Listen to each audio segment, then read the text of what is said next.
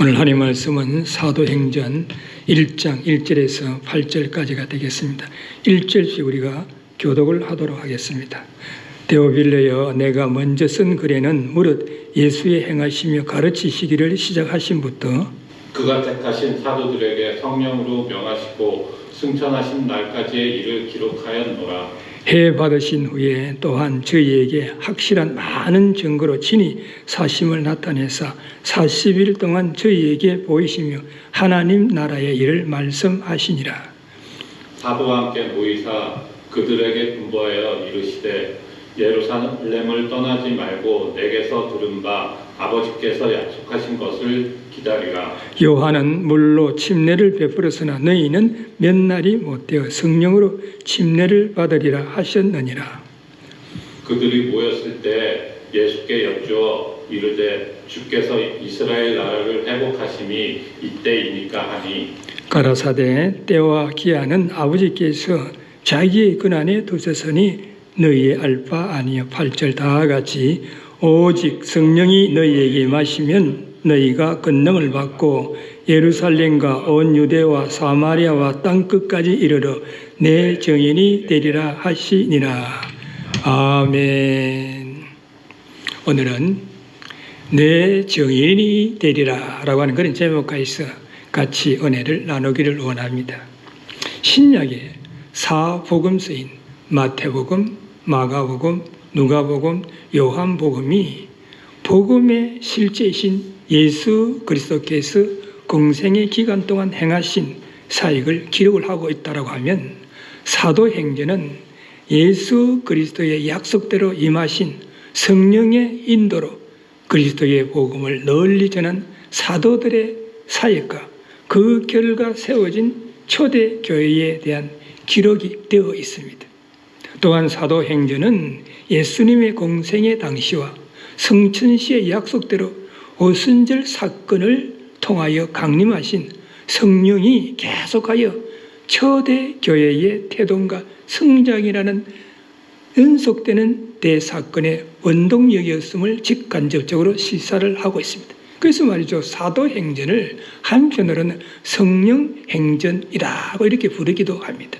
성령은 어떻게 임하셨으며 또한 성령은 어떤 분이시며 성령의 증거는 무엇인지, 왜 오셨는지, 나와 무슨 관계가 있는지, 어떻게 해야만 성령 충만함을 받을 수 있는지에 대해서 말씀을 하고 있습니다. 그러면 성령은 어떤 분이신가? 성령님은 삼위일체의 하나님의 한 분 중으로서 보혜사로 보냄을 받아가진 하나님의 영입니다.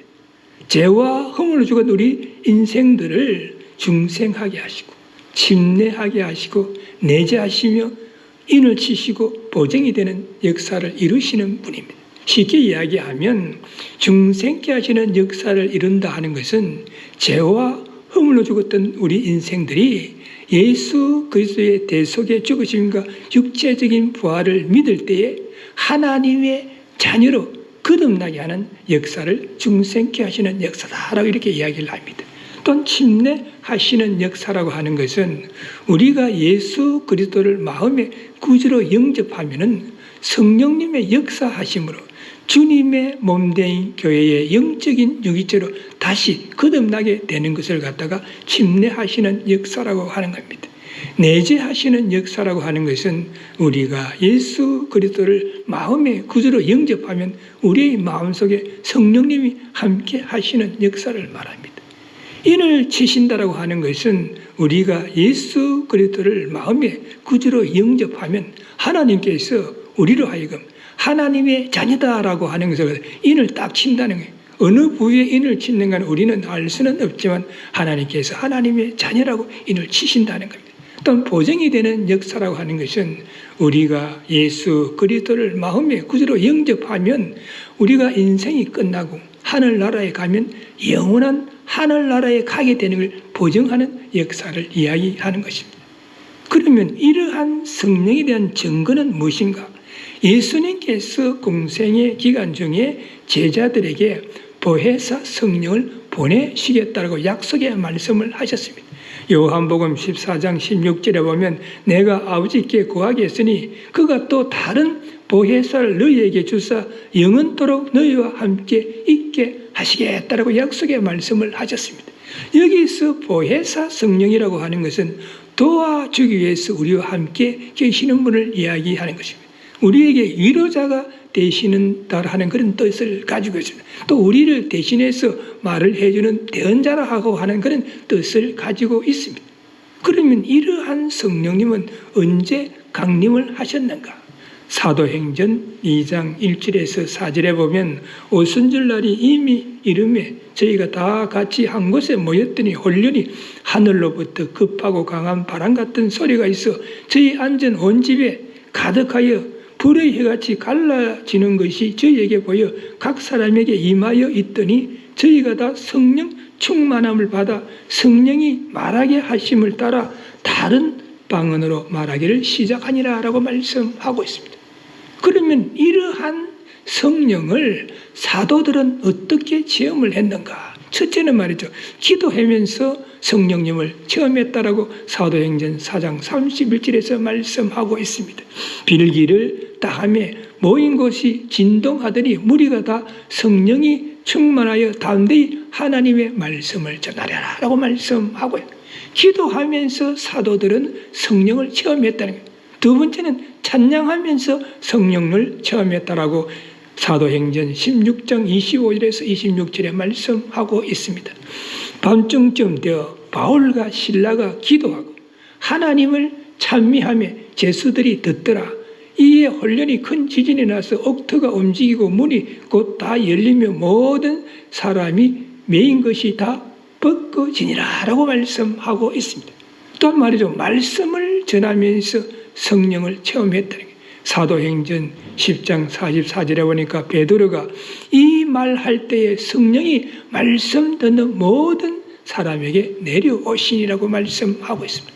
그래서 오늘 본문 속에서 예수 그리스도께서 우리 인생들을 구원하시기 위해서 십자가상에서 대속의 죽으심을 당하셨다가 성경대로 3일 만에 부활하신 후에 성천하시기 전에 40일 동안 제자들에게 여러 가지 교훈의 말씀을 하셨지만 특별히 성령 강림을 다시 약속하셨을 뿐만 아니라 성령이 믿는 자들에게 임하면 권능을 받고 증인된 생활하라라고 오늘 본문을 통해서 말씀을 하고 있습니다.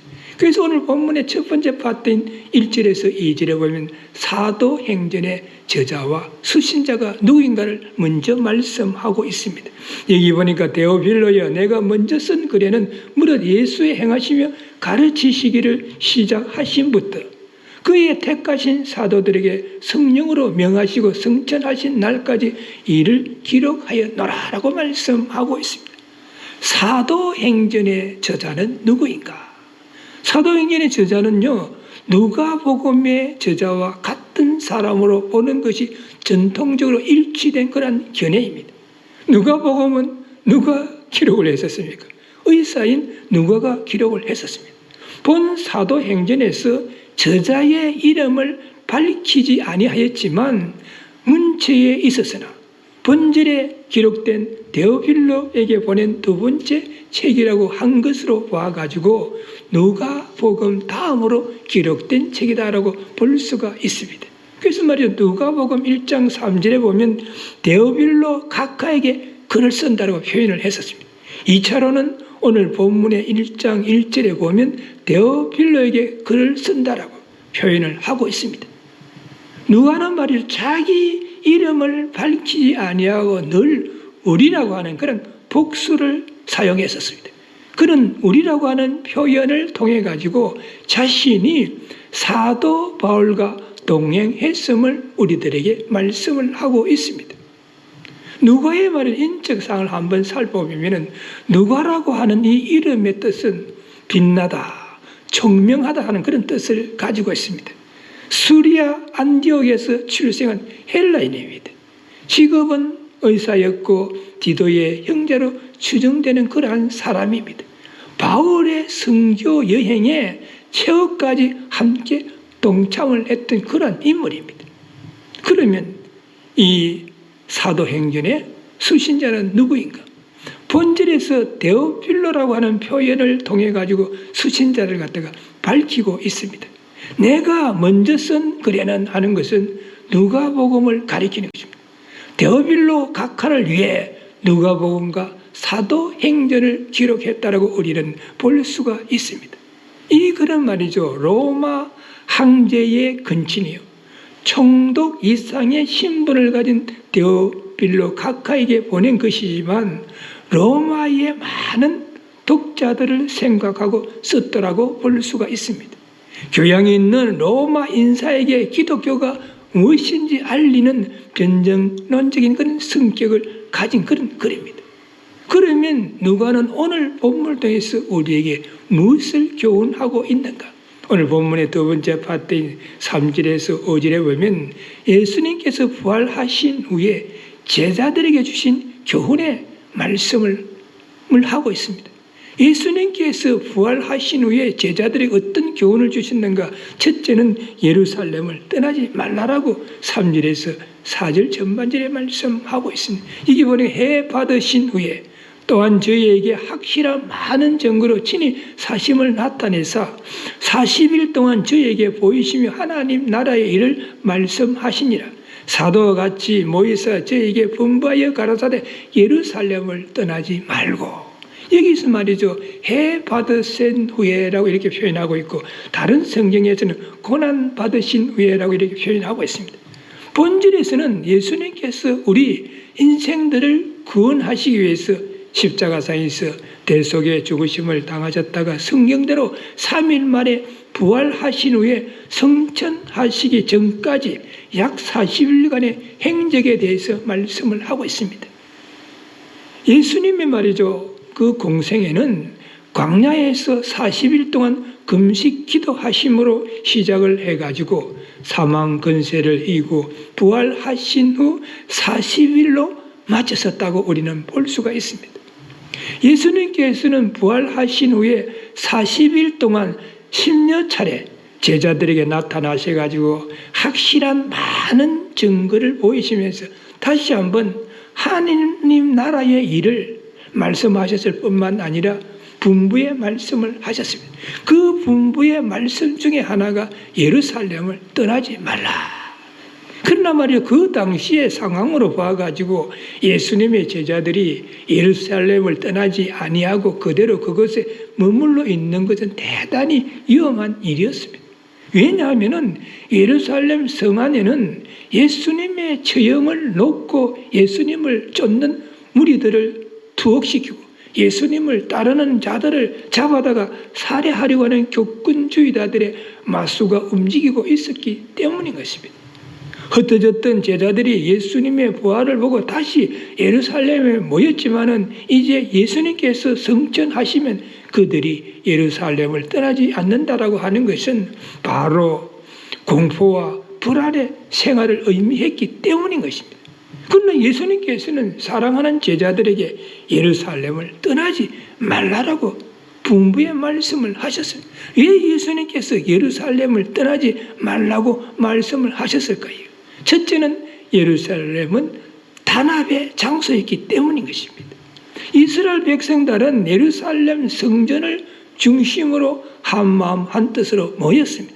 그래서 예수님께서는 제자들이 예루살렘을 떠나지 말고 한 마음 한 뜻이 되어서 같이 주님의 일을 하기를 원했던 것입니다. 그들 앞에 어떤 한난과 고난이 닥친다 할지라도 흩어지지 아니하고 주님의 이름으로 힘과 능력을 한 곳에 모이면 승리할 수 있다는 것을 제자들에게 말씀을 하신 것입니다. 또한 예수님께서는 예루살렘은 하나님과 사람이 서로 만나는 곳이기 때문에 떠나지 말라라고 말씀을 하셨습니다. 예루살렘은 말이죠, 하나님의 성전이 있는 곳입니다. 하나님은 성전에서 그의 백성들을 만나셨고 또 그들이 마음을 들여서 드리는 제사를 흡족게 하셨던 것입니다. 예수님께서 부활하신 후에 제자들과 다시 만난 것이 예루살렘입니다. 보혜사 성령을 만나게 될 장소가 예루살렘이기 때문에 예루살렘을 떠나지 말라고 말씀을 하신 것입니다. 또한 예루살렘은 교회를 상징합니다. 교회는 예배를 드리는 장소이고 하나님을 만나는 장소이고 서로 사랑 안에서 단합하는 그런 장소입니다. 그러므로 예루살렘을 떠나지 말라라고 하는 이 분부의 말씀은 그때의 제자들에게만 주신 말씀이 아니라 후세대의 모든 믿는 자들에게도 주신 말씀이기 때문에 우리들도 이 분부의 말씀을 따라야 할 책임과 의무가 있는 것입니다. 우리는 교회를 떠나지 말아야 할 것이고 말씀을 떠나지 말아야 할 것이고 믿음을 떠나지 말아야 할 것이고 은혜를 떠나지 말아야 할 것입니다. 그래서 예수님께서는 교훈의 말씀의 첫 번째로 예루살렘을 떠나지 말라, 두 번째는 성령을 기다리라라고 4절 후반절에 말씀하고 있습니다. 내게 들은 바 아버지의 약속하신 것을 기다리라. 예수님께서는 공생의 마지막 기간에 제자들에게 부활 성천 후에 보혜사 성령을 보내야겠다라고 약속의 말씀을 하셨습니다. 요한복음 14장 26절에 보면 보혜사 곧 아버지께서 내 이름으로 보내실 성령 그가 너희에게 모든 것을 가르치시고 내가 너희에게 말한 모든 것을 생각나게 하시리라 라고 말씀을 하셨습니다. 예수님께서는 부활 성천에서 하늘나라에 갔으면 보혜사 성령을 보내가지고 제자들에게 그 성령이 모든 것을 가르친다. 예수님께서 말씀하신 것을 잘 이해하지 못한다라고 하면 그 성령님께서 그들로 하여금 이해하게 만드실 것이다 라고 말씀을 하셨습니다. 그래서 예수님께서는 제자들에게 내가 너에게 약속하신 성령을 받을 때까지 예루살렘을 떠나지 말고 기다리라 라고 분부의 말씀을 하신 것입니다. 반드시 기다림이 필요하다는 것을 의미하기도 하는 것입니다. 약속을 기다린다고 하는 것은 믿음에 대한 좋은 시험이 되는 것이고 우리에게는 인내를 요구하는 것. 기다리라, 인내하라 하는 그런 이야기죠. 야고보서 1장 4절에 보면 인내를 온전히 이루라. 이는 너희로 온전하고 구비하여 조금도 부족함이 없게 하려 함이다라고 말씀하고 있습니다. 인내를 온전히 이룬다라고 하는 것은 우리가 목적하는 것을 이루게 된다는 그런 이야기가 되는 것입니다. 계속되는 불균기로 인해 가지고 우리들의 삶이 어렵고 힘이 드는 이때에 하나님에게 우리가 기도로 무엇인가를 구하고 또 기대한다라고 한다면 우리는 기다리고 또 기다리며 인내해야 할 것입니다. 인내를 온전히 이룰 때에 하나님의 크신 축복이 임하심을 우리는 믿어야 할 것입니다. 그리고 또 예수님께서는 성령으로 침례를 받아라라고 5절에서 교훈의 말씀을 하셨습니다. 요한은 물로 침례를 베풀었으나 너희는 몇 날이 못되어 성령으로 침례를 받으리라 하셨느니라. 우리 믿는 자들에게 있어가지고 말이죠. 회개의 표적은 물 침례와 성령 침례로 구분을 할 수가 있습니다. 예수님께서는 이 표적 가운데서 보다 분명하고 확실한 침례에 대해서 말씀을 하시고자 요한의 물 침례를 인용하시면서 성령 침례에 대한 말씀을 하셨습니다. 이 성령 침례는 이미 선지자들을 통하여 예언이 되어졌습니다. 에스겔서 36장 26절에서 27절에 보면 또 새 영을 너희 속에 두고 새 마음을 너희에게 주되 너희 마음에서 굳은 마음을 제하고 부드러운 마음을 줄 것이며 또 내 신을 너희 속에 두어 너희로 내 율례를 행하게 하리니 너희가 내 규례를 지켜 행할지라 라고 말씀하고 있습니다. 구약의 선지자들을 통하여 예언된 이 말씀이 오순절 사건을 통하여 성취가 되었다라고 우리는 볼 수가 있습니다. 성령 침례라고 하는 것은 구원을 위한 필수적인 그런 요소입니다. 모든 믿는 자들에게 약속이 되어 있습니다. 우리가 말이죠, 자신의 죄를 회개하고 예수 그리스도를 자신의 구주로 시인하는 순간, 영접하는 순간에 주님의 몸된 교회의 영적인 유기체가 되는 거예요. 우리가 말이죠, 예수 그리스도의 대속의 죽으심과 육체적인 부활을 믿고 그분을 내 구주로 받아들일 때에 성령님의 역사하심으로 주님의 몸된 교회의 영적인 유기체가 되는 것을 성령 침례라고 하는 거예요. 이것을 신학적 용어로는 침례하시는 역사다라고 말씀을 하는 것입니다. 즉 요한의 물 침례가 죄를 씻는다라고 하는 상징적인 의미와 예적 의식인 반면에 우리가 말이요, 물 침례를 받는다 하는 것은 헬라어로 침례라고 하는 베프티죠, 씻는다는 뜻을 가요. 죄를 씻는다. 그래서 우리가 말이죠, 침례교회에서 우리가 물속에 잠기는 침례를 하는 것은 내의 옛사람이 죽고 새사람으로 거듭났다라고 하는 것을 많은 사람들에게 보이는 행위입니다. 그런데 성령 침례라고 하는 것은 내적으로 우리가 말이죠, 해결을 하고 예수 그리스도의 십자가의 죽으심과 부활에 동참함으로써 하나님의 초월적인 역사와 은혜로만 가능한 것입니다. 그러므로 해결가 없는 성령의 침례나 성령의 체험이 없는 회개는 있을 수가 없는 것입니다.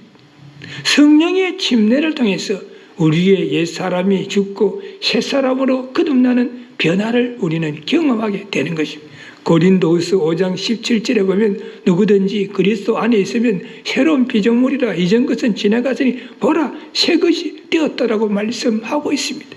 그 결과 성령의 능력을 덧입어 가지고 마음속에 말이죠, 기쁨과 즐거움이 넘치게 되는 것이고 평강이 깃들게 되는 것이고 강하고 담대한 믿음의 사람으로 거듭나는 역사가 일어나게 되는 것입니다.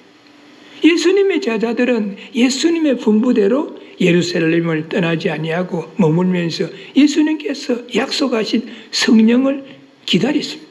그리고 10일 만에 성령 침례를 받고 큰 권능을 갖다가 받았습니다. 그 큰 권능으로 고난과 한난 중에도 죽음 앞에서도 담대히 복음을 전할 수 있었다라고 우리는 볼 수가 있습니다.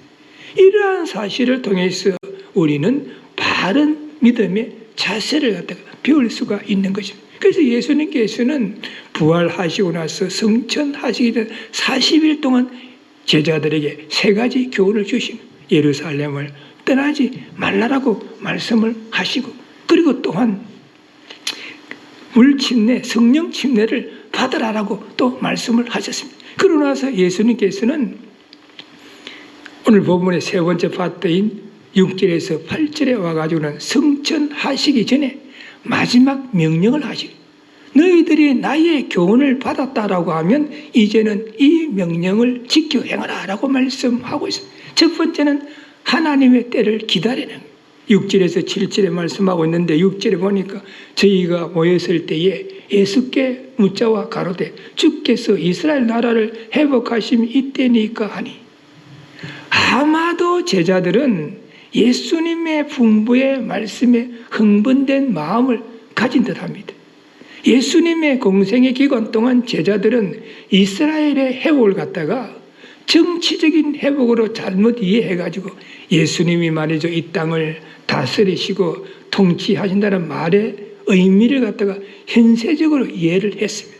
그래서 말이죠, 그들은 이스라엘이 외세의 압제에서 해방이 되면 자신들도 어떤 권력의 자리에 앉게 될 것이라는 그런 기대를 했었습니다. 그러나 그들은 기대는 예수님이 십자가 순환과 죽음을 통해 가지고 여지없이 무너졌습니다.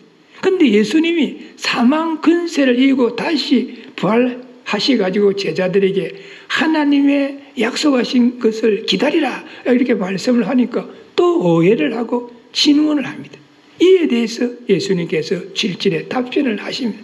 가라사대 때와 기한은 아버지께서 자기의 권한에 두셨으니 너희가 알 바가 아니요.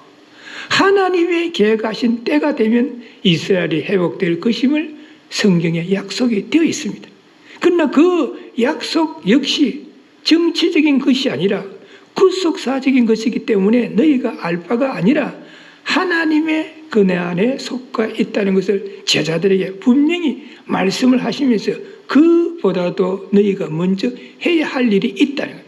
그 일이 무엇입니까? 8절에 보면 정의인된 생활을 하라라고 말씀하고 있어요. 그래서 말이죠. 오직 성령이 너희에게 임하시면 너희가 권능을 받고 예루살렘과 온 유대와 사마리아와 딴 것까지 이르러 내 증인이 되리라라고 말씀을 하셨습니다.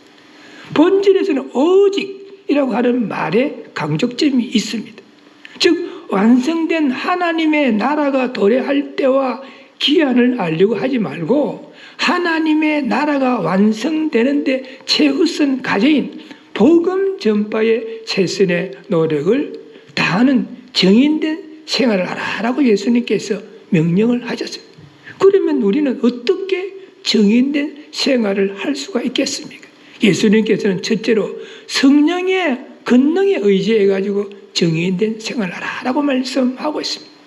우리가 말이죠. 교회를 위해서 봉사하고 헌신한다든지 또는 전도하고 선교할 때 자신의 힘과 능력과 지혜를 믿고 하다가 보면 그렇지 않으면 인간적이고 세상적인 방법에 의존해서 하다가 보면 잘못하면 시험에 들게 되고 쉽게 포기하는 그런 경우가 있게 되는 거죠. 그러므로 우리가 주님의 일을 할 때는 성령의 능력에 의지해야 된다고 말씀하고 있어요. 왜 그렇습니까? 성령이 우리에게 임하시면 권능을 받기 때문인 것입니다. 성령님께서 우리에게 권능을 주시는 것은 그 권능으로 주님의 일을 하라고 권능을 주시는 것입니다. 그래서 말이죠. 성령은 지성을 가지고 계시는 분이에요. 그래서 말이죠. 하나님의 지식과 계획을 통달하고 알고 계시는 분이 성령님이십니다. 고린도전서 2장 10절에 보니까 오직 하나님이 성령으로 이것을 우리에게 보이셨으니 성령은 모든 것 곧 하나님의 깊은 곳이라도 통달하시느니라고 말씀하고 있습니다. 성령님은 인간의 마음을 감찰하시고 아시는 능력을 가지고 계십니다. 로마서 8장 26절에 보니까 이와 같이 성령도 우리의 연약함을 도우시나니 우리가 마땅히 빌바를 알지 못하나 오직 성령이 말할 수 없는 탄식으로 우리를 위하여 친히 간구하시느라고 말씀하고요. 우리가 말을 연약하고 부족할 때에 성령님께서 능력을 주셔서 우리를 도우실 뿐만 아니라 우리가 기도할 때 어떻게 기도해야 하는지를 잘 알지 못할 때에 성령님께서 말할 수 없는 탄식으로 우리를 대신해서 하나님 앞에 기도하시는 분이다라고 말씀하고 있습니다. 또한 성령님은 감성을 가지고 계세요. 이모션을 가지고 계시는 분이에요. 그래서 말이죠. 하나님의 사랑을 우리들의 심령 속에 불어넣어 주시는 것이고 우리 때문에 근심하시고 때로는 탄식하시는 분이 성령님이십니다. 이와 같은 성령님의 인격을 통해서 우리는 하나님의 사랑과 기쁨과 평강과 위로하심을 우리는 알 수가 있는 것입니다. 또한 성령님은 의지를 가지고 계십니다. 자신이 의지를 가지고 계시기 때문에 자신의 뜻과 의지를 쫓아서 일을 진행시키시는 분이십니다. 또 우리로 하여금 성령님의 뜻에 따라서 일을 하도록 인도하시는 분이십니다. 그래서 우리는 성령의 능력에 의지해서 정인된 생활을 하도록 우리는 노력해야 하는 것입니다. 용감한 사람은 두려움이 없는 사람을 말하는 것이 아니라 두려울 때도 위험을 무릅쓰고 하는 사람을 용감한 사람이다라고 세상 사람들은 이야기하고 있습니다. 이 말을 우리 믿는 자들에게 적용한다라고 하면 나는 부족하고 연약하고 두려움이 많고 떨림이 많다 할지라도 성령의 권능에 붙잡힐 때 어떤 일이라도 할 수 있다 하고 하는 그런 말씀과 일치가 되는 그런 이야기가 되는 것입니다. 그래서 말이죠. 우리가 어떤 일을 할 때는 주님의 일을 할 때는 성령의 권능에 붙잡혀서 해라는 것입니다. 두 번째는 성령의 권능에 붙잡혀가지고 지역사회를 증인이 되라라고 말씀하고 있습니다. 말이죠. 성령의 능력에 의지해가지고 정인된 생활을 할 때 우선적으로 지역사회 복음화를 위해서 해야 된다라고 말씀하셨습니다. 예수님께서 뭐라고 말씀하셨습니까? 오직 성령이 너희에게 임하시면 너희가 권능을 받고 예루살렘과 온 유대와 사마리아라고 말씀하고 있습니다. 그래서 우리는 말이죠. 자신이 살고 있는 동네에서, 그렇지 않으면 자신이 일하고 있는 삶의 현장에서, 자신이 생활하고 있는 지역사회에서 먼저 복음화하도록 노력해야 한다는 거예요. 그것이 바로 예수님이 우리에게 원하시는 정인된 생활의 두 번째 방법입니다. 그런데 문제는 뭡니까? 대부분의 성도들은 지역사회를 복음화하는 것보다는 먼 곳에 나가서 말이죠. 선교해야 한다고 하는 그런 경향을 가지고 있어요. 지역사회 복음화보다도 아프리카 가는 것이 큰 무슨 선교를 하는 것처럼, 주님의 일을 하는 것처럼, 그렇지 않으면 러시아 가서 말이죠. 선교하는 것이 더 주님의 일을 많이 하는 것처럼 생각하는 경향이 있습니다. 그러나 예수님은 우리에게 일단 너희들이 살고 있는 지역사회 복음화를 해라는 거예요. 요한복음 4장에 나타난 예수님의 전도 방법을 통해서 지역 전도를 어떻게 해야 하는지 한번 논리를 알아보도록 하겠습니다. 예수님께서 말이죠. 요한복음 4장에 보면 유대에서 갈릴리로 가실 때에 사마리아 지역을 갖다가 통과하게 돼요. 사마리아 지역을 통과하다가 수가성이라고 하는 마을에 이르렀어요. 근데 한 시간이 한 정오쯤 됐습니다. 그래서 말이죠. 제자들은 음식을 사러 수가성 마을로 들어가고 예수님은 수가성 마을 밖에 있는 우물 곁에서 쉬고 있는데 그곳에서 말이죠. 사마리아 여인을 만나게 돼요. 그래서 사마리아 여인과 말이죠. 만나서 대화를 하면서 전도를 하는 거예요. 어떻게 전도를 하셨나 하면 1단계는 자연스럽게 접근을 했습니다. 요한복음 4장 7절에 보니까 사마리아 여자 하나가 물을 길러 왔으며 예수께서 물을 좀 달라 하시니, 사마리아 여자 하나가 말이죠. 낮에 아무도 없는 정오 시간에 물을 길러라고. 그래서 예수님께서 유대인들은 사마리아 여인과 상종을 안 하는데도 접근을 해가지고 나에게 물을 좀 달라라고 말씀을 하시면서 자연스럽게 전도할 수 있는 접촉점을 만들었습니다. 2단계는 무언가 좋은 것이 있음을 갖다가 그 사마리아 여인에게 이야기했습니다.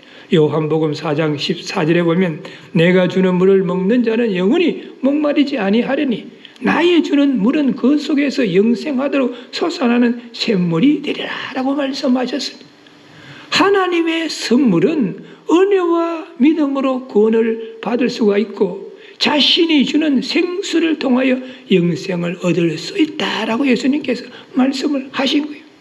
그리고 세 번째 단계는 사마리아 여인으로 하여금 관심을 갖도록 만들었습니다. 요한복음 4장 15절에 보니까 여자가 가로되 주여 이런 물을 내게 주사 목마르지 않고 또 여기 물길로 오지도 않게 하옵소서. 예수님이 주시는 생수를 통하여 영생을 얻을 수 있다라고 말씀을 하니까 그것에 대해서 말이죠. 사마리아 여인이 관심을 가지고 내게 물을 좀 달라. 그리고 나서 말이죠. 내게로 하여금 여기 물을 주서 다음에 목마르지 않게 하고 또 여기 물길로 오지 않게 해달라고 이렇게 이야기를 하는 거예요. 네 번째 단계는 초청을 합니다. 요한복음 4장 23절에 보니까 아버지께 참으로 예배하는 자들은 신령과 진정으로 예배할 때가 오나니 곧 이때라 아버지께서는 이렇게 자기에게 예배하는 자들을 찾으시리라고 말씀하시는 거예요. 예수 그리스도 앞에 나와가지고 믿음으로 하나님께 예배를 드리도록 초청을 합니다. 그리고 다섯 번째 단계는 소망을 갖게 합니다. 요한복음 4장 24절에 보면 하나님은 영이시니 예배하는 자가 신령과 진정으로 예배할지니라 라고 말씀하고 있습니다. 하나님은 스스로 존재하시는 영적인 존재 자체이므로 신령과 진정으로 예배를 드리며 소망을 갖게 만들어 주었습니다. 그래서 우리도 말이에요. 예수님의 말씀에 순종하는 믿음으로 예수님의 전도 방법을 우리가 바르게 알아가지고 지역사회 복음화를 위해서 전도하는 그런 정인이 되도록 우리는 노력해야 할 것입니다. 그리고 세 번째는 땅 끝까지 이르러 정인이 되라라고 마지막으로 명령을 하십니다. 지역사회를 복음화하면서 또 한 가지 해야 하는 일은 땅 끝까지 이르러 증인이 되는 것입니다. 땅 끝까지 이르르라고 하는 이 이야기는 성경에서 언급되고 있는 모든 국가들을 다 지칭하는 말입니다. 이는 예수님의 말씀이 전파되어야 할 전 영역을 우리들에게 말씀하고 있다고 우리는 볼 수가 있습니다. 또한 사도들과 모든 믿는 자들로 하여금 온 천하 만민에 대한 복음 전파의 중요성을 우리들에게 말씀하고 있다고 볼 수가 있습니다. 즉 사도들과 믿는 자들에게 있어서 가장 중요한 사명은 땅 끝까지 이르러 예수 그리스도의 증인이 되는 것이다라고 말씀하고 있습니다. 여기서 말이죠, 증인이라는 이 말 속에는 순교자다 하는 그런 의미가 내포되어 있습니다. 이 말씀은 예수 그리스도에 대해서 보고 들은 바를 예수 그리스도의 복음을 증거할 뿐만 아니라 순교할 자세까지도 되어 있어야 된다는 그런 말씀이 내포되어 있습니다. 우리 인간은요, 누구나 마지막 임종의 순간에 가장 중요한 말을 당부합니다. 대부분의 사람들은 자신의 죽음이 임박하면 자녀들을 모아놓고 예언을 하지 않습니다. 너희들이 이렇게 앞으로 살았으면 좋겠다, 이런 일을 했으면 좋겠다. 예언의 말씀은 아무리 불효자식이라 할지라도 부모님의 예언의 말씀은 지켜 행하려고 노력하는 그런 경향이 있습니다. 예수님께서도 부활하신 후에 승천하시기 전에 사랑하는 제자들에게, 후세대의 모든 믿는 자들에게 예언처럼 명령하시기를 땅 끝까지 이르러 내 증인이 되라라고 이렇게 말씀을 하신 것입니다. 마태복음 28장 19절에서 20절에 보면 너희는 가서 모든 족속으로 제자를 삼아 아버지와 성령의 이름으로 침례를 주고 내가 너희에게 분부한 모든 것을 가르쳐 지키라라고 말씀하고 있습니다. 마가복음 16장 15절에 보면 너희는 온 천하에 다니며 만민에게 복음을 전하라고 말씀하고 있습니다. 우리 모두 계속되는 불길로 인해 가지고 우리의 삶이 어렵고 힘이 든다 할지라도 예수님의 지상 명령에 순종하는 믿음으로 지역사회를 복음하고 땅끝까지 이르러 주님의 증인이 되어서 주님의 나라를 확장하고 하나님의 영광을 드러낼 수 있는 믿음의 소유자들이 되시기를 주님의 이름으로 축원합니다. 기도하시겠습니다. 사랑의 하나님, 10월의 마지막 주일날 오늘도 주님을 사랑하는 아름다운 마음들이 모여있어 신령과 진정으로 하나님 앞에 예배드리게 하시고 또한 진리의 말씀 안에서 은혜를 나눌 수 있게 하심을 감사를 드립니다. 오늘 진리의 말씀은 우리에게 교훈하시기를 오직 성령이 너희에게 임하시면 너희가 권능을 받고 예루살렘과 온 유대와 사마리아와 땅끝까지 이르러 내 증인이 되라라고 말씀하셨사오니 우리 모두 이 말씀을 다시 한번 바르게 이해하게 하시고 또 이 말씀을 다시 한번 마음판에 새겨서 행할 수 있게 하여 주옵소서. 그래야 우리가 주님의 일을 할 때에 내 생각과 내 뜻대로 내 힘과 내 능력으로 내 지혜로 하는 것이 아니라 인간적이고 세상적인 방법에 의존하셔 하는 것이 아니라 오늘 증거된 말씀을 붙잡고 주님의 일을 할 때는 성령의 권능에 의해서 주님의 몸된 교회를 위해서 헌신하고 봉사할 수 있게 하여 주시옵시고 또한 성령의 권능에 의지해서 지역사회 복음화를 위해서 열심히 전도하게 하여 주시옵시고 또한 성령의 권능에 의해서 주님의 나라를 땅끝까지 확장하기 위해서 주님의 증인의 사명을 잘 감당하는 믿음의 소유자들이 될 수 있도록 우리 모두를 인도하시고 넘치도록 축복하여 주옵소서. 그리하여 땅끝까지 이르러 증인된 사명을 잘 감당함으로써 하나님의 영광을 드러내게 하여 주시옵시고 언제 어디서나 예수 그리스도의 복음의 강체를 빛내는 믿음의 소유자들이 되게 하여 주옵소서. 우리 주 예수 그리스도의 이름으로 간절히 기도드리옵나이다. 아멘. 지금은 우리 인생들을 구원하시기 위하여 십자가상에서 대속의 죽으심을 당하셨다가 성령대로 3일 만에 부활하셔서 우리 인생들에게 부활의 소망을 주신 우리 주 예수 그리스도의 은혜와 우리 인생들을 구원하시기 위하여 독생자 예수 그리스도를 속죄의 제물로 삼으셨다가 성경대로 3일 만에 부활하게 하셔서 우리 인생들에게 영원한 하늘나라를 바라보는 소망 가운데 살아가게 하신 하나님의 크신 사랑과 오늘도 우리들의 마음 가운데 내재하시고 감화 감동케 하시는 성령님의 역사하심이 오늘 증거된 말씀을 붙잡고 언제 어디서나 예수 그리스도의 능력으로 주님의 몸된 교회를 위하여 헌신하고 봉사하기를 소원하고 또한 예수 그리스도의 능력으로 열심히 전도하기를 소원하고 또한 예수 그리스도의 권능으로 땅 끝까지 이르러 정인된 사명을 잘 감당하기를 소원하는 이 자리의 머릿속의 모든 분들과 그 가정과 삶의 현장 위에 지금으로부터 영원까지 함께할지어다. 아멘.